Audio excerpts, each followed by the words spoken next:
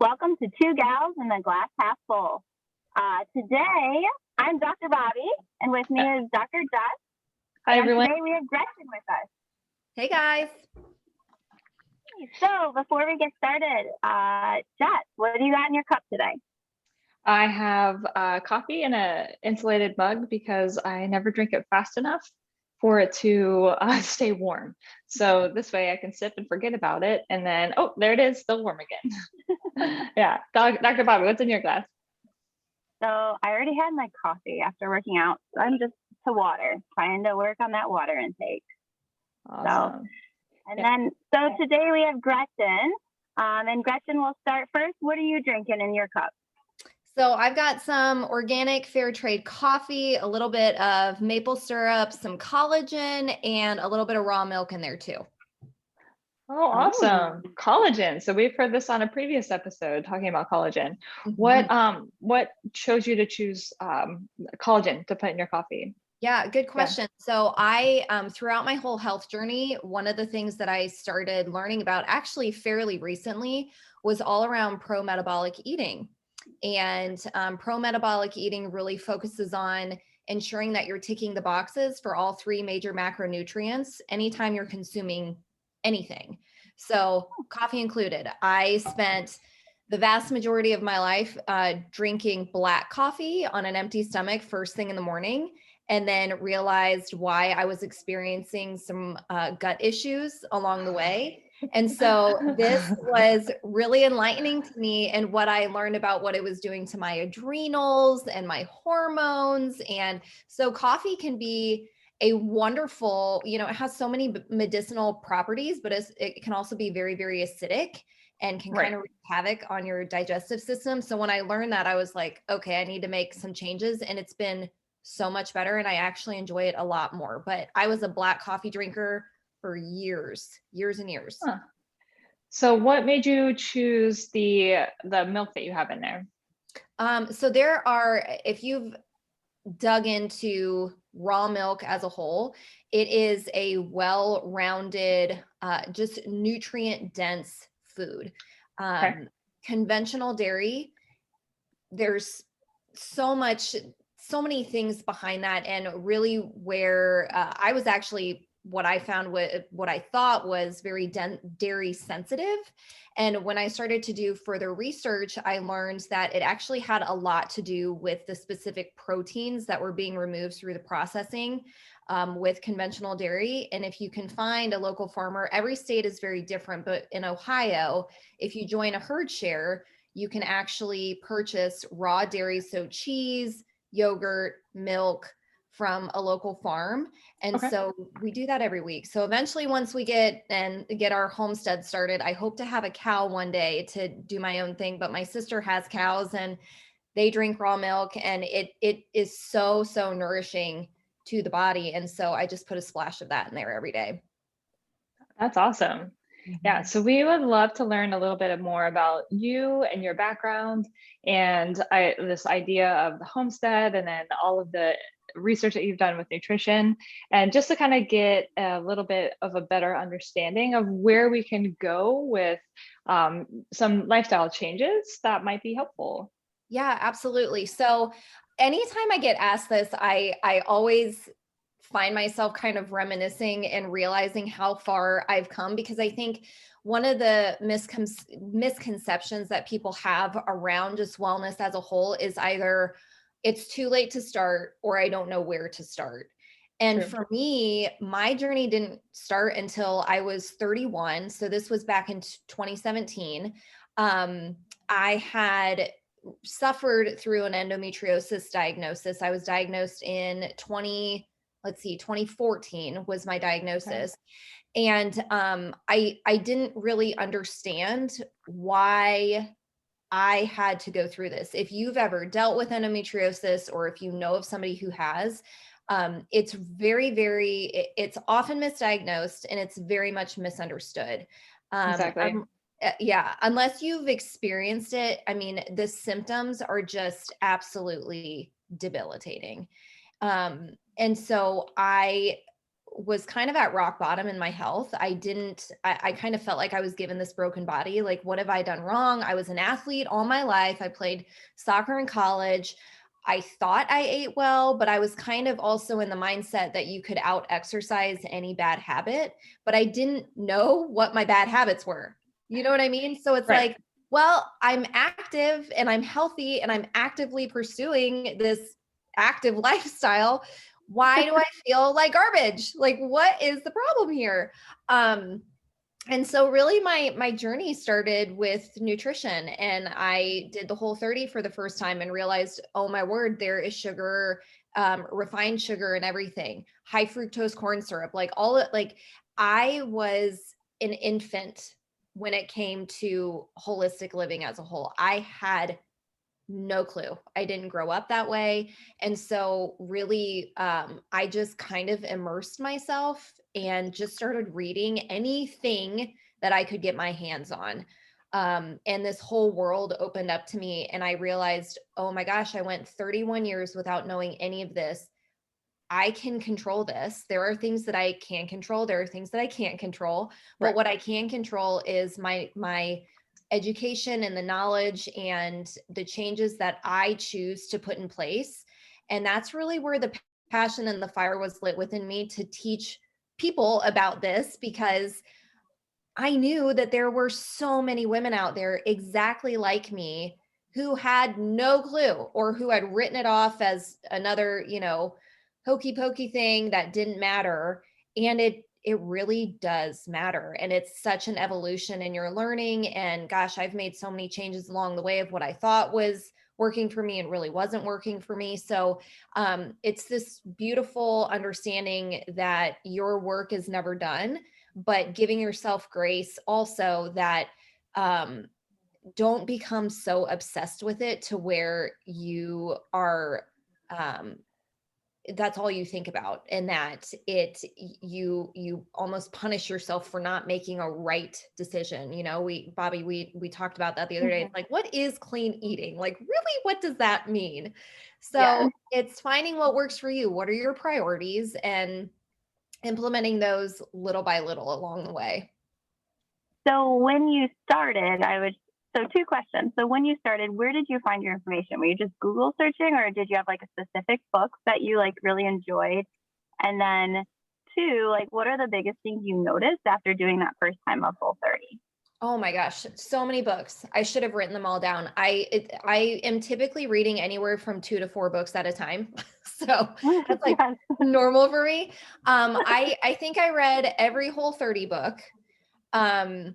Let's see, the rain barrel effect is also really fascinating, because what that talks about is your overall toxic body burden, and where is that coming from. So your nervous system experiences trauma in 3 ways: so chemically, emotionally, and physically. So in those 3 ways, your trauma bucket, if you will, your body burden is continuing to increase until it just essentially overflows. And that, when the overflow happens, that's when you get the disease diagnosis. That's when you get all of these other issues, to where it's like, oh, well, I never felt bad. These were just kind of tolerances. But our bodies are so smart, so we adapt.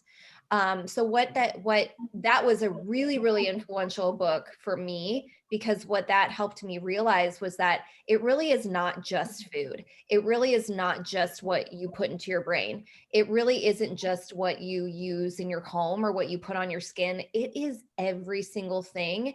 The people in your life, like your friendships, like, are they toxic, or are they, fueling you? So every spoke of that wheel of life, every single piece of the pie affects the next thing. So yes, you could be eating great and fueling your body with all these wonderful things, but what if you have a circle that is not supporting you? Or, what does your faith look like? What does your personal development look like? Are you coming from a place of gratitude? So it's every single piece of that it all is interconnected. I love that visual that you give. This is something that I oftentimes will work with my patients on. when they're first coming in and they're in pain, they're scared, there's all these things going on. Self-identity has been affected by something that's going on. And I'll get this comment of like, well, if I would just blank, insert whatever that is, I think that this would just be better. And it's typically something that's a self-defeating type of a comment of like, if I would just do X, Y, or Z, lose weight, whatever it might be, then all of my woes would be better. And I try and step back and say, it's not that simple. So you don't get one-sided pain and it be because of just weight, right? Wouldn't your whole body hurt if it was just weight, right? Like, I think there's a lot of things going on that contribute to why we don't feel good. And so I'll typically use the visual of buckets. So I'm glad that you said that, because we're constantly having to put just enough in each bucket to keep it all balanced. So when we put everything into the bucket of, oh, I just need to lose weight, well, then everything else is getting forgotten, right? And if I put everything into the bucket of, oh, I just need to maintain my relationships in life and not focus on me, and then the buckets tilt the other way. So it's just constant balance that we're trying to do, where we're constantly giving each aspect of our lives the amount of attention that it needs without feeling like we're failing somewhere else. Just because it's not 100% of our attention doesn't mean that it doesn't need 100. It needs enough to keep it going. So nutrition, diet, relationships, exercise, sleep, all of it has to constantly be turning. And I think the more that we can kind of get that concept out there of that, it's just a little bit in each bucket, really, that makes a huge difference. And then we tweak it. We make modifications here and there. So change the milk, change the, whatever it is, our morning routine, change it a little bit. We don't have to change our entire diet all at once, and then it's way too much and it's overwhelming. But what if we did a small change here? And then, we do a little bit of a change with our sleep patterns, and we do a little bit of change with our activity. Maybe we just add 10 minutes to activity. And then we're just constantly giving it small little toggles to the point where it's much more sustainable and not overwhelming, but you're always coming back and looking at it again. It's never perfect. Nobody's perfect. We're all just trying to figure it out. So I love that you have gotten that concept, and that the sense of grace is so important. We cannot beat ourselves up about this stuff. Right. It's got to be, hey, I'm trying this. If it didn't work, guess what? You tried something new and it didn't work. Okay. So that's okay. Like, move on to the next thing. I absolutely love that concept. So I'm going to be, I've jotted some of these books down. So I'm going to be posting these books at the bottom in case anybody has interest in reading them. But I know Dr. Bobby has a background in Whole30 as well. When we were in grad school, actually, I remember it was enlightening when we were going grocery shopping and trying to, because we were roommates in graduate school. And so I was like, oh, so we can't get jelly. Oh, like, it was like those things where you think like, oh, it's like natural strawberry jelly, and I was like, oh no, that has a bunch of preservatives in it. And then the high fructose corn syrup. And you're like, oh, I eat granola bars as my snack. Oh, how do I find a granola bar without high fructose corn syrup? And I turned to the back of every single box and was like, they all have high fructose corn syrup. This is like, okay, we're gonna have to go back to the drawing board a little bit about how we're thinking about diet and nutrition. And that was like, it was super enlightening to both of us. And here we are in this like graduate program, and we had no idea outside of like reading this book, which then started the conversation. So Bobby, I don't know if you wanted to add anything to that, but I remember those trips to the grocery store. So I remember before I started, and I don't know how you feel about this, Gretchen, but before I started, I didn't think food affected me that much, if that's what I should, But when I did Whole30, I was like not feeling good if I ate. I felt even worse if I didn't eat. Like, it was just kind of going back and forth. And I was like, okay, I'm going to try this because I have nothing else to lose. And granted, there was a period like between like week 2, I would say the end of week 1 and all of week 2, where you're like feeling miserable because your body's like just going through, and you're like, oh my gosh, this is horrible. What am I doing? But like you get into that end of the week 3, 4, and like you're feeling I just never realized how much food affected me, and like what I put in affected me, affected my headaches, affected my energy level, affected just like even the feeling of like, even though I thought I was eating like okay, like the bloating and like all of that, I just felt so different. And not that I by any means eat perfect now, but I feel like any little switch we can do, and even if it's just one thing, you know, as you guys were saying, can really help. Yeah. So a couple things. Atomic Habits is another really good one around simple habit stacking. So essentially, 1 degree of change in multiple areas of your life can yield massive results over time. And it's not so Yeah. daunting. You're not, I loved the example of buckets and what that looks like. That's such a good analogy. And that book really will help solidify the importance of these tiny little things, because the overwhelm is where people stop, or they give up, or they say I'm not capable, and then all of those limiting beliefs come and flood their brains. So that was one thing that I didn't want to forget to say. But yes, so what was so fascinating around understanding food, and there's the story, and I can't remember, I think I heard it when I was going through my coaching program, but my coach was telling me the story around an analogy essentially where this guy gets up for work, and he's walking to work, and he looks at his neighbor's house, and there's this dog who's laying on a nail and is like moaning and groaning, but he's not moving from the nail. And he asks the owner, and he says, "Why isn't he moving?" He goes, "It doesn't hurt bad enough." So the same thing goes Yeah. for all of these ailments and all of these issues. And, oh, I have this lower back pain. How long have you had lower back pain? I don't know. As long as I can remember. How long Yeah. have you been having migraines? I don't know. As long as I can remember. I've been taking a leave for them every day for however long I can remember. How long have you been having gut issues? I don't know. As long, so it's absolutely these things that we have become accustomed to, and we don't realize how bad it is. And it's like, how bad does it have to hurt until you start just learning and making very, very easy changes prior to a full-blown diagnosis of whatever that could mean for you? Because we know this, like genetically, like they're triggers. So if you're, what are you doing to keep that switch turned off, and so, yeah, but going through learning all of that. I mean, I put Splenda in my coffee every day for years and wondered why I felt like garbage. And then when I learned about aspartame, I was like, what have I been doing? Yeah. I mean, I had no clue. And when I tell people that, they're like, you put aspartame, like put Splenda and things. And I'm like, heck yes, I did. I mean, sugar-free, fat-free, all of the stuff. And now I'm like, grabbing the full fat sour cream from what and it's like, it's I just crazy.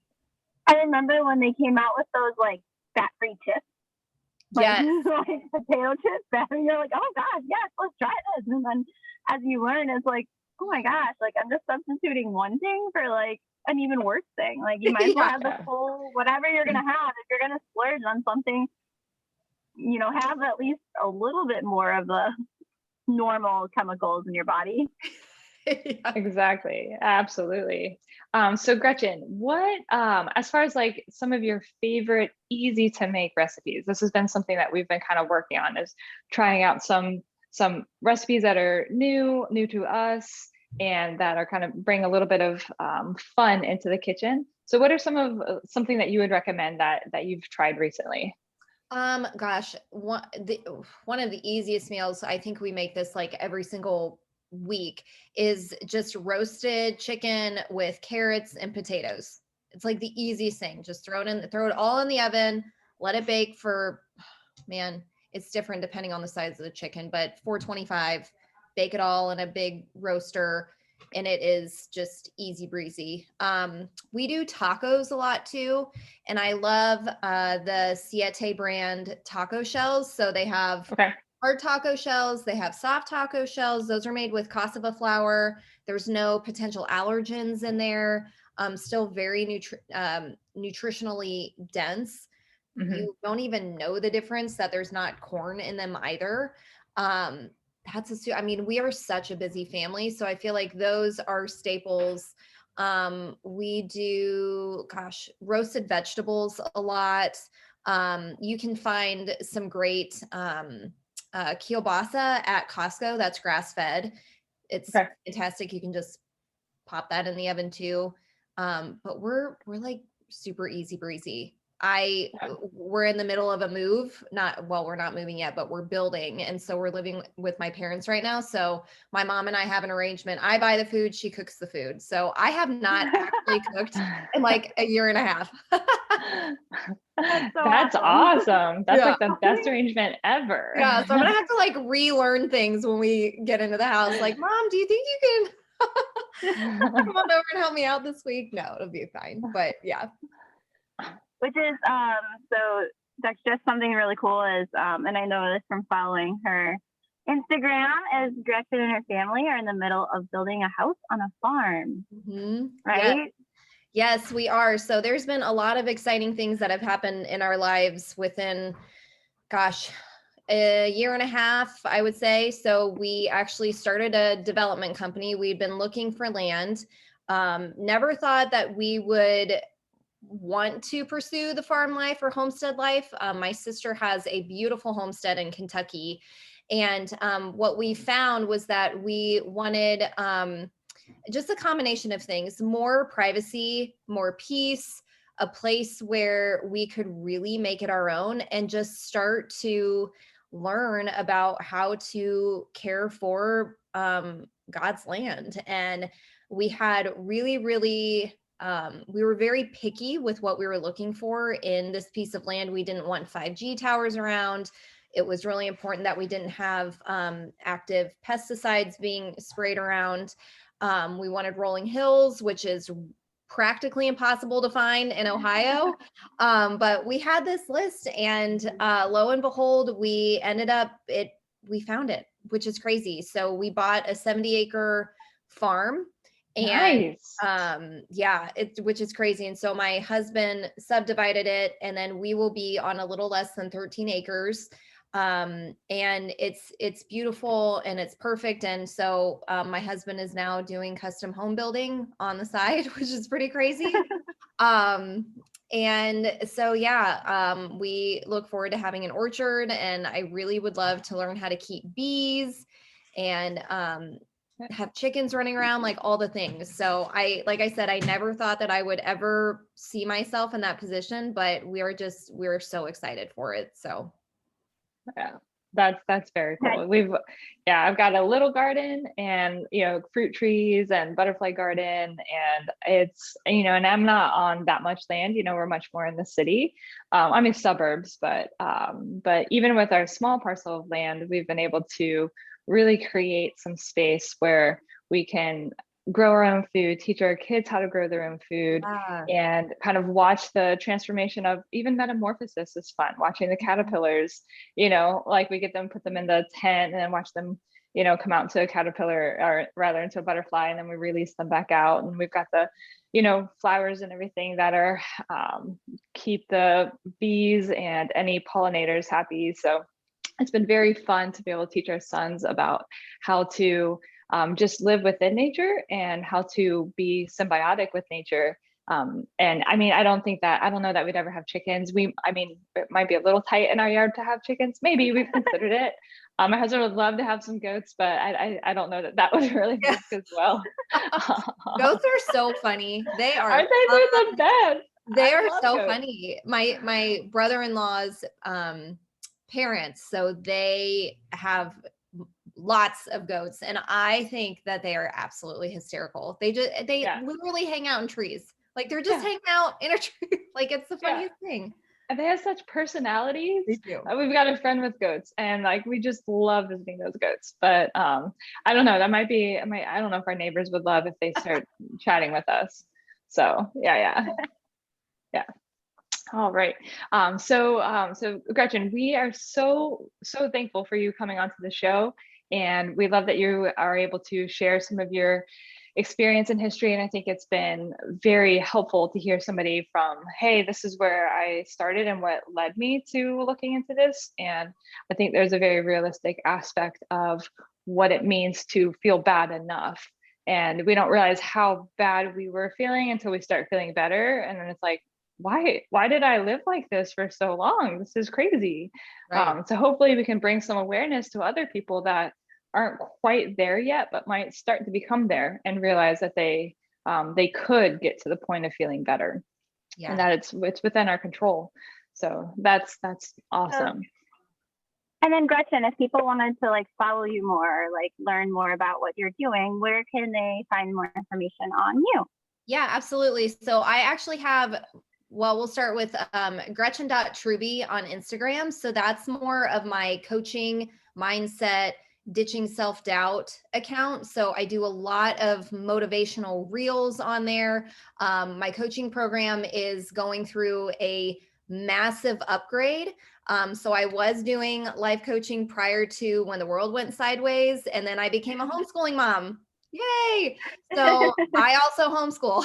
So as if, my plate isn't full enough. So I had to put coaching on hold for a while. But once we get back into our home, I'll be able to pick that back up again. But I am working on a self-paced program. So you can actually subscribe to that, and you can find that information on Gretchen.Trubee so that you can be the first to know when that is available. Hopefully this spring time. Living Well Ambassador on Instagram, that is more of the toxin-free talk. So personal care products, understanding greenwashing, starting to make those small little ditch and switches. And then we also have the Home Buddies, that's kind of following along the homesteading journey and the build journey. And then if you're on Facebook, my group, Living Well Ambassador, kind of encompasses all of the things. So that is where it's a large, wonderful community of really, really awesomely smart people and so many of my clients. And it's just a really, really nourishing space to be in and a great place to learn more. Yeah, well, that's Awesome. fantastic. Yeah, we'll get those from her and post them below, so that way you guys can all click on and find those. I love it. So definitely stay tuned. We are going to be continuing with the Nutrition Month for our next episode, and we'll have an individual on who also has had a journey to understanding how nutrition has helped her. And so she'll be up next week. And our challenge this week, so we give our listeners a challenge. So the topic for this week is mental well-being. And so it sounds simple, but it's actually harder than you might think. So the challenge is to not feel guilty when life happens. So that's the challenge. So we know food is fuel for our bodies, and we want to always kind of think of it in that regard because it helps us make better choices with what we're drinking and what we're eating. But when we're not crushing it, right, and we make that vice choice of whatever it might be for us, patients will bring stuff into the clinic, and yeah, I'm gonna have a bite. I sure am. Don't feel guilty. It's okay. Just keep thinking of that 80-20 rule, right? As much as possible, as if we're really doing well 80% of the time, that is fantastic. So don't beat yourself up over the 20% when that happens. So that's our challenge for this week. So we look forward to continuing the conversation next week. And thank you again so much, Gretchen. Thanks, guys. Thank it was you. a pleasure, honor, and a pleasure. Yeah. All right. Thank you.